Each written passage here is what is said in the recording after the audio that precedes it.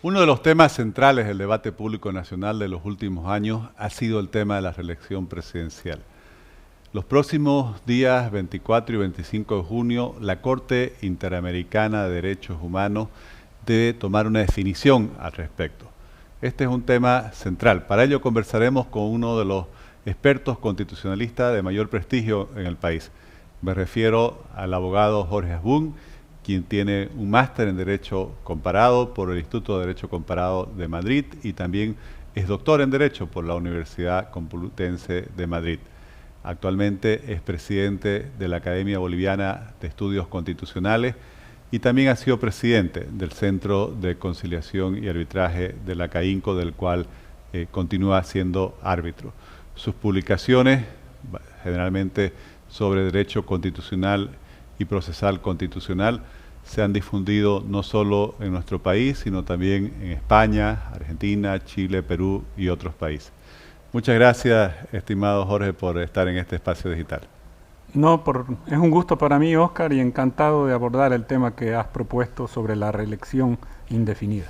Jorge, en febrero de 2016 se realizó el famoso referéndum del 21F, en el cual ganó la opción del no a la reforma constitucional para introducir, como lo acabas de mencionar, en los hechos una reelección indefinida.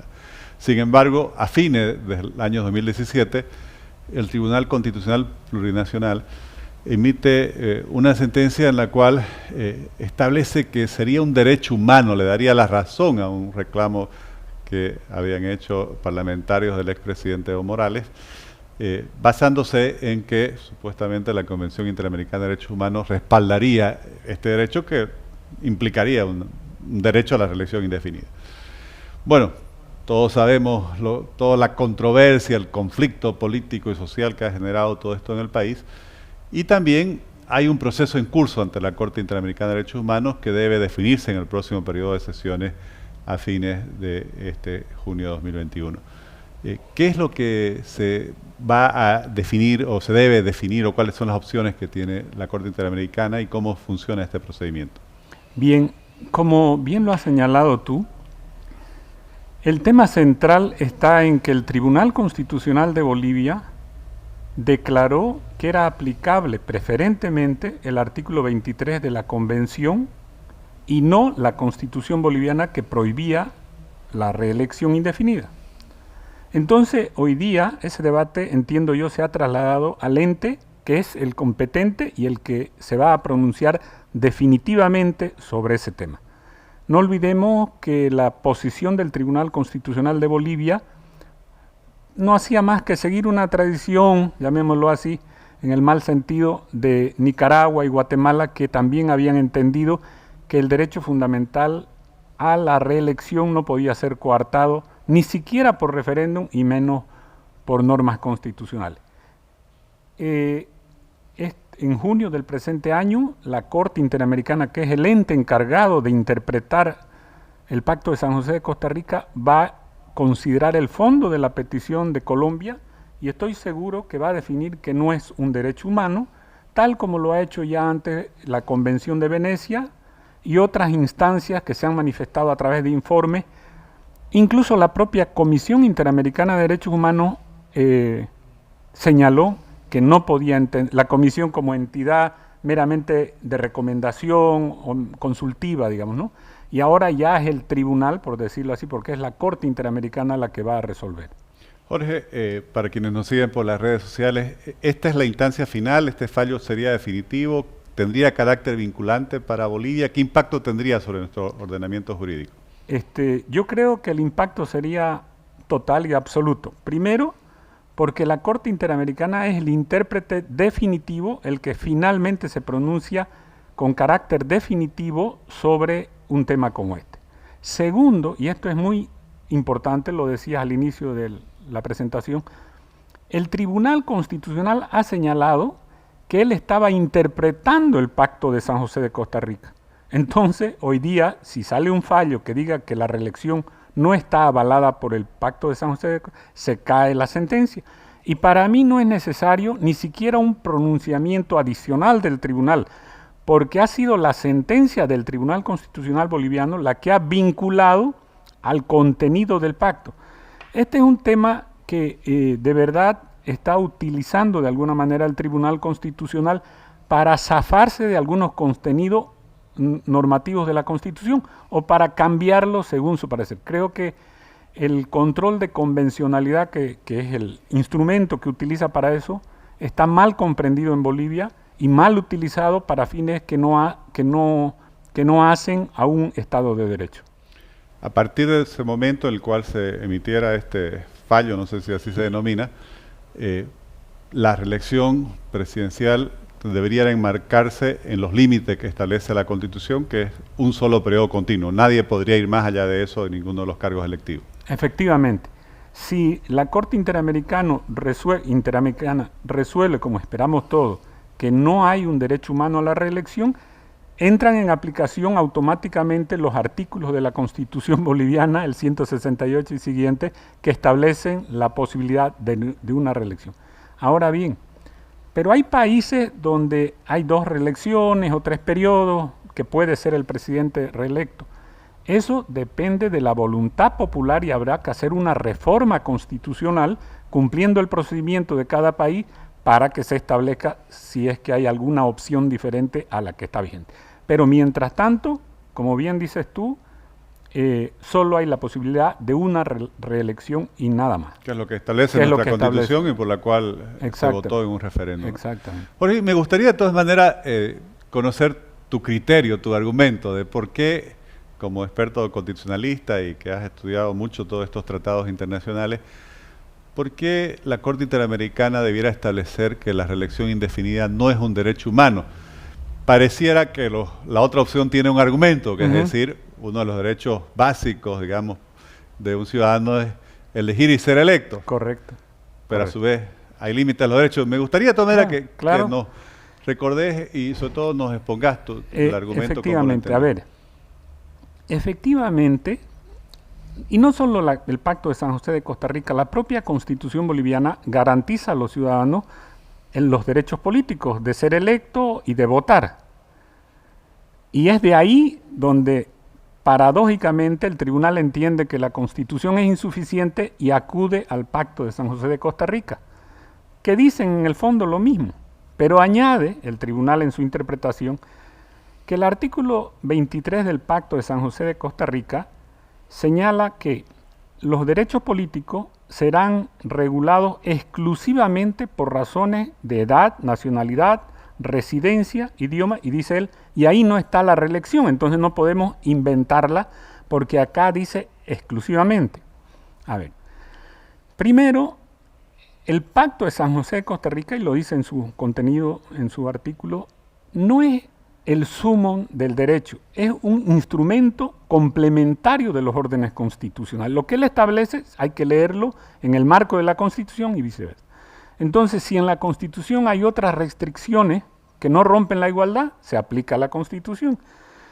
El argumento que utilizan los tribunales constitucionales que quieren mantener la reelección es absurdo porque significa que desde el momento en que el Pacto de San José de Costa Rica dice que todos pueden ser electos y votar, no se puede restringir ni estableciendo edad, ni estableciendo restricciones a la reelección. Sería un absurdo. Eso quería decir que un niño de 1 año podría argumentar que le violan sus derechos políticos a ser electo porque le están estableciendo una restricción, la de la edad.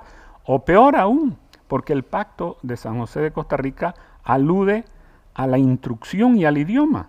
Fíjate vos, porque como fue redactado a mediados del siglo pasado, y la instrucción en ese tiempo se consideraba un requisito para votar, objetivamente, si hoy se aplicara eso, dirían los que no saben leer ni escribir no pueden votar, por ejemplo, o no pueden ser electos. Entonces, yo creo que es una manipulación arbitraria, manipulación tendenciosa del Pacto de San José de Costa Rica para justificar uno de los elementos más perniciosos, creo, para la democracia en los países latinoamericanos, que es el caudillismo. Y esto no hay que ponerle nombre, no se trata de una u otra persona, sino se trata de cómo debe funcionar el sistema, ¿no? Porque este fallo que va a salir se va a aplicar a todos los firmantes, digamos, de todos los países prácticamente de la región latinoamericana, ¿no? Exactamente. y sin nombre y apellido. No se trata de prohibir o de permitir que otro de una determinada persona pueda ser candidato, sino es una regla abstracta que alcanza a todos los ciudadanos. Jorge, recuerdo que cuando teníamos todos estos debates, algunos de quienes defendían este argumento de que la reelección sería un derecho humano que no se podría coartar, entre ellos creo que el expresidente Evo Morales decían, ¿por qué la canciller de Alemania, Angela Merkel, lleva 3 o 4 periodos y no está prohibida reelegirse? Creo que es bueno explicar cómo se diferencia entre un sistema parlamentario y un sistema presidencialista. ¿Por qué en sistemas presidencialistas como el nuestro es importante limitar o prohibir prácticamente una reelección indefinida? Claro, los sistemas parlamentarios funcionan de una manera muy distinta al presidencial. Básicamente en el tema que estamos hablando, que en los regímenes presidenciales es un periodo fijo. Pongamos el caso incluso como la Constitución boliviana que permite un referéndum revocatorio, pero inicialmente el presidente tiene un periodo fijo. En los gobiernos, y no hay mayoría parlamentaria que pueda destituirla, salvo delitos, digamos, ¿no? Pero no hay una mayoría parlamentaria que por dirección política pueda decir, no me gusta cómo gobierna, lo vamos a cambiar. En los regímenes parlamentarios europeos, las mayorías parlamentarias pueden cambiar al primer ministro en cualquier momento. Yo no sé si, al contrario de lo que se argumenta, más bien esa es una debilidad marcada en el parlamentarismo, porque si bien una persona como Angela Merkel u otro primer ministro puede ser reelecto 4 veces, la mayoría, y si vemos el caso de Italia, de otros países, se van antes del cumplimiento de su periodo y entra otro miembro de su partido o de otro partido. Entonces, el régimen parlamentario tiene una fluidez y una relación entre el legislativo y el ejecutivo que no lo tiene el régimen presidencialista. Eso justifica que en los regímenes parlamentarios pueda haber esta diferencia. Pero en lo esencial está que en los regímenes presidencialistas, y en América Latina todos lo son, hay una independencia desde el punto de vista constitucional entre el legislativo que no puede hacer una moción de censura al presidente. Esa es la diferencia. Jorge, y si la Corte Interamericana de Derechos Humanos encontrara que efectivamente, por ejemplo, en el caso boliviano, la Constitución no viola ningún derecho humano al limitar la reelección y con eso no sé si se dice, se derogara de hecho esta resolución del Tribunal Constitucional de Bolivia, ¿cuál va a ser el mensaje para nuestro Tribunal Constitucional? Mencionabas hace unos minutos que mediante una serie de interpretaciones y normas se ha venido, por así decir, no sé si el término sería alterando cómo se debiera entender la Constitución. Siempre hemos dicho que el Tribunal Constitucional es el guardián de la Constitución, pero si el guardián de la Constitución contradice la Constitución... Claro, en esa línea yo sería de depurar un poquito más el razonamiento y decir, a ver, si la Corte Interamericana llega a la conclusión de que no es un derecho humano, obviamente la sentencia queda fuera de toda justificación, por más hipotética, ya queda demostrado que hay responsabilidad. Pero yo no diría del Tribunal Constitucional como tal, sino de las personas que formaron parte de ese tribunal y firmaron esa sentencia. Porque no olvidemos que cada uno es responsable de lo que hace. Y cuando hablamos de la institución, también hay sentencias, entenderemos, que están ajustadas a la Constitución. Entonces, en este caso se trata de una sentencia que tiene un número, una fecha, la 84 del 2017, del 28 de noviembre del 2017, que tiene nombre y apellido de los firmantes. Entonces, creo que hay un proceso abierto por incumplimiento, desconozco la precisión por los delitos, pero hay un proceso abierto contra los magistrados y creo que en este momento, si saliera una sentencia, sería la prueba más palpable de que han cometido prevaricato, ¿no? Sería la responsabilidad individual de los magistrados de ese momento. Exactamente. Así Jorge, y para terminar de redondear esta conversación, ¿hasta dónde llega la facultad realmente del Tribunal Constitucional para adoptar este tipo de fallos, digamos, en las atribuciones que le da nuestra Constitución, en la jurisprudencia internacional? ¿Qué pasa cuando la Constitución dice taxativamente algo, el tribunal hasta dónde puede ir en base a otros tratados internacionales a establecer algo distinto? Yo creo, mira, en realidad los tribunales constitucionales han sido un gran avance en la protección del orden constitucional y de los derechos fundamentales en particular. Y eso sucede mayoritariamente en los países. Pero ¿qué pasa con el caso concreto donde se producen este tipo de sentencias? Yo creo que lo esencial ahí es que la Constitución viene siendo incumplida ya en diversos aspectos con esa finalidad de que haya gente que se tome ciertas libertades. ¿Qué quiero decir? Hay tribunales constitucionales en Alemania, pongamos por ejemplo, que están configurados con la independencia, el control de constitucionalidad, y nadie discute las decisiones y todo el mundo respeta, y nunca ha sucedido que se salió y dijo lo contrario de la Constitución. ¿Por qué entonces en otros países como América Latina esto más bien es raro y lo frecuente es que los tribunales se exceden de sus competencias? Básicamente entiendo yo porque el poder político copa esas instituciones desde el momento en que nomina o elige preliminarmente a quienes van a ir, en el caso boliviano, a las elecciones. Entonces conduce a crear un servilismo entre el funcionario público encargado, o el magistrado, y el partido político. Entonces, si no hay un cumplimiento desde el origen de la Constitución respecto a la independencia de poderes, es evidente que eso va a seguir generando una situación más bien de desamparo, de cuestionamiento a las instituciones, en nuestro país en particular, y creo que la responsabilidad de todos los ciudadanos y los políticos es evitar ese tipo de situaciones. Sin eso, hoy vemos que el Poder Judicial boliviano está muy cuestionado, es cuestionado desde todo punto de vista de su legitimidad, de su legitimidad desde el voto, quiero decir, no porque eligen con 10, con 12% del total de votantes. En cuanto a sus resoluciones, la demora en la justicia, la falta de acceso. Entonces, todos esos defectos, si no los reparamos, vamos a estar cada vez cuestionando uno u otro fallo, pero hay un sistema que no funciona y creo que si no cambiamos ese sistema, esa práctica, la situación del Poder Judicial no va a cambiar nunca, ¿no? Jorge, muchísimas gracias por participar en este espacio digital y sobre todo por compartir con quienes nos siguen por las redes sociales una explicación con todo el conocimiento de la experiencia que te caracteriza. Encantado, Oscar, y gracias a ti y a tu programa por permitir llegar a la gente. Muchas gracias.